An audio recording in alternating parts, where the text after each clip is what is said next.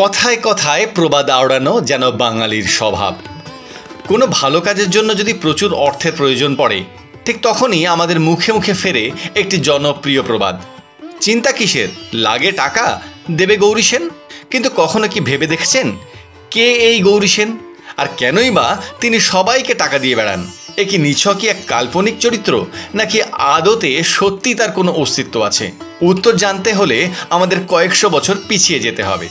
ইতিহাসে গৌরী সেন বলে এক ব্যবসায়ীর উল্লেখ পাওয়া যায়, যার পুরো নাম গৌরী শঙ্কর সেন। আনুমানিক 1580 সালে তৎকালীন হুগলি জেলার বালাগ্রাম, বর্তমানে হাওড়া জেলার বালি শহরে এক সুবর্ণ বণিক পরিবারে তিনি জন্মগ্রহণ করেন। প্রথম দিকে 1599 সালে পর্তুগিজদের তৈরি ব্যান্ডেল চার্চে দেওয়ান হিসাবে কাজ শুরু করেন। 1632 সালে বাংলার বুকে মুঘল তৎপরতা বৃদ্ধি পেলে তার চাকরি চলে যায়। ততদিনে 2 সন্তানের পিতা তিনি।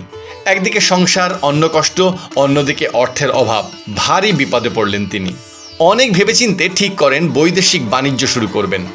সেই সূত্রে কলকাতায় আসেন এবং তৎকালীন বিশিষ্ট ব্যবসায়ী বৈষ্ণবচরণ শেঠের সাথে অংশীদারিত্বে ব্যবসা শুরু করেন।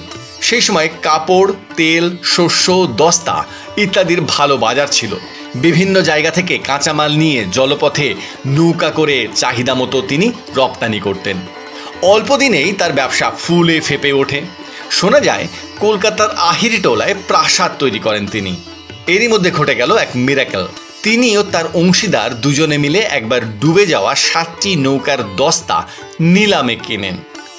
পরে দেখা যায় আসলে দস্তার নিচে রূপার মোহর লুকিয়ে পাচার করা হচ্ছিল। বৈষ্ণবচরণ অপ্রত্যাশিত এই সৌভাগ্য গৌরী সেনের জন্য হয়েছে ভেবে তার ভাগের পুরোটাই গৌরীকে দিয়ে দেন। কালক্রমে গৌরী সেন এক বিপুল সম্পত্তির মালিক হয়ে ওঠেন। অপরদিকে গৌরী সেন এই সব কিছু ঈশ্বরের দান মনে করেন এবং শপথ করেন এই অকল্পনীয় সম্পদ তিনি গরিব দুঃখীদের মধ্যে বিলিয়ে দেবেন।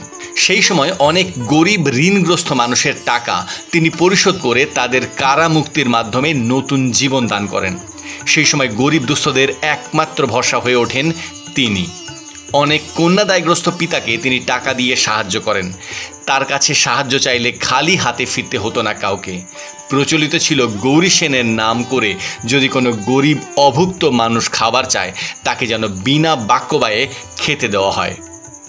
এইভাবেই জীবিতকালে কিংবদন্তির দাতা হিসাবে তিনি গোটা বাংলার প্রবাদ পুরুষ হয়ে ওঠেন।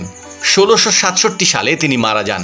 অনেকে বিশ্বাস করেন হুগলির শিব মন্দির গৌরী সেনেরই প্রতিষ্ঠিত। এমনকি কলকাতার বেলগাছিয়া মেট্রো স্টেশনটি তার জমিতে তৈরি। তিনি কেবল 2 হাতে টাকা রোজগার করে ক্ষান্ত থাকেননি, বরং ইতিহাসের পাতায় নিজেকে আসল দানবীর হিসাবে প্রমাণ করেছেন।